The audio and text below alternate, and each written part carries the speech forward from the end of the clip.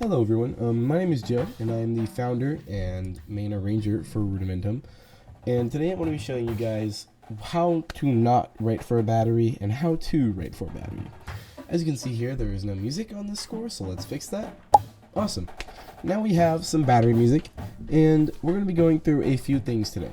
We're going to be looking on specifics for the snare drums, the tenor drums, and the bass drums, and how, each drum has their different niches, and each drum has different things that you need to look out for writing for them. But first, we're going to listen to the score blankly with no alterations done whatsoever.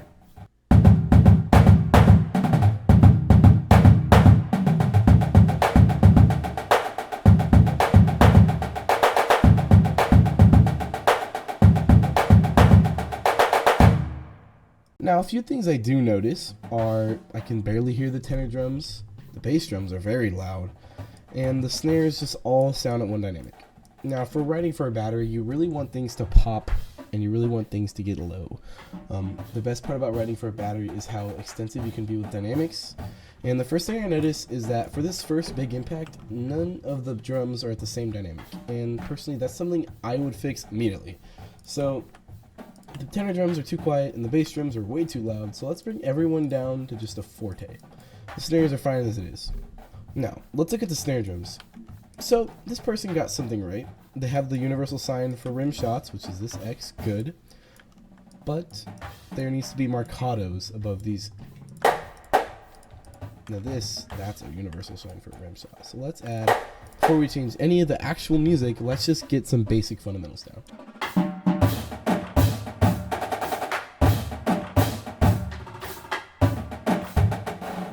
Now that we're actually looking at the part itself, there seems to be no sticking or accents. And that's something that really bothers me, as a lot of new battery writers, they don't really a lot of them are wind players, and a lot of them don't know that you have to add things like sticking or accents. It's just assumed, I guess. So let's go in and add sticking to the snare part and what I would interpret it as. Awesome. Now that we have some sticking in, let's look at the part itself. So a lot of these portions, since they have no accents, you can't really tell what's soft and what's loud. So let's add some accents in to really make those moments shine. Now that we have those accents in, let's look at the playability of these parts. So the beginning it's fine. There's nothing wrong I can see visibly with the beginning. But I noticed that there's a left shot right here, and if this was written for a more advanced group, that would be perfectly fine. But a lot of new drumlines, left shots are going to be a lot harder because they're playing traditional grip. So let's change all these left shots here to hits. As you can see, I've added an accent here because it's no longer a rim shot, it's just a normal hit. But there's something very wrong that most people decide to do anyway. They leave this accent below the staff. No, you're not doing that, because that just makes it's just really gross to look at, because yeah, just right below the sticking too, there's going to be dynamics there. Keep as much stuff on the top as you can. Now, I think this ending part with 4 shots is kind of unnecessary, and I do think a lot of these shots are unnecessary. Accents don't need to be shots to be loud, so I feel like we should just change this part, just normal hits, and then end with a shot. I think I like that more. The snare part is looking a lot better. I can see sticking, but there's one problem. I don't think I like this groove section at forte. I think it would just be more dynamic if we drop down to a mezzo forte right here, and then at the ending we could make these 4 hits a forte. I think that sounds a lot better. Now that we have the snare drums out of the way, let's go on the tenors. I'm a tenor player myself, so this is probably my expertise. The first thing I noticed is that these double stops are on very weird drums, and most time with tenors you really want double stops to be on 3 and 4, 1 and 2, or the Spock drums, because they are the most symmetrical. So let's change these down to 3 and 4, and let's change these to 1 and 2. Now, if we were doing natural sticking for this part, which is right, left, right, this part would be very weird on a set of tenor drums.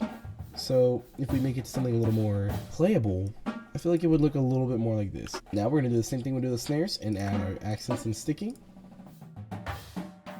As you probably noticed, I didn't add sticking on these double stops. Why?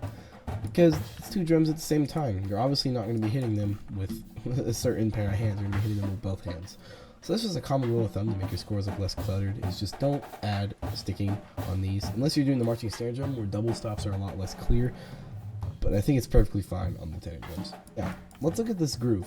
So first of all, you couldn't really hear it, which is now we've changed to forte, but these drums are a little wacky. As you can see, going from the Spock drum to 1, it just doesn't feel good, you know what I mean, when you're playing this on a pack of quads. I don't have one on me right now, but if we just bring these all down a drum, you can see your hands could probably travel a lot better.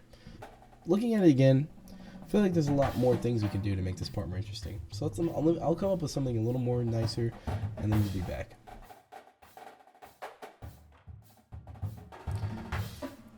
As you can see, I've come up with a little bit more interesting of a part for the tenor drums. And I think now the tenor part is complete. It looks good, they're sticking, and the drums feel nice and fluid.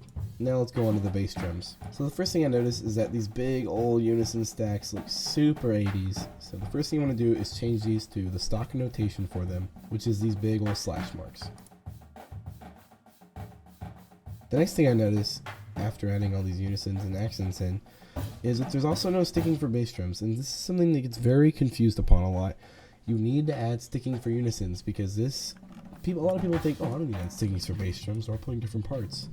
Nuh-uh. So let's go in and add sticking for these unisons. Now that we have sticking for all these unison hits, let's look at the splits. So if this was written for a more beginner drumline, these splits are way too hard, and you know these are called lasers. Going down the drum, it's a lot more hard. It seems like bugada, like the bugada's like this, or lasers like this. Nuh-uh. So let's make these splits a little more achievable. Now that we've fixed these splits and make them a little more achievable for the drumline, it looks to me like we have a finished product. Now, let's hear the after and see how it sounds now.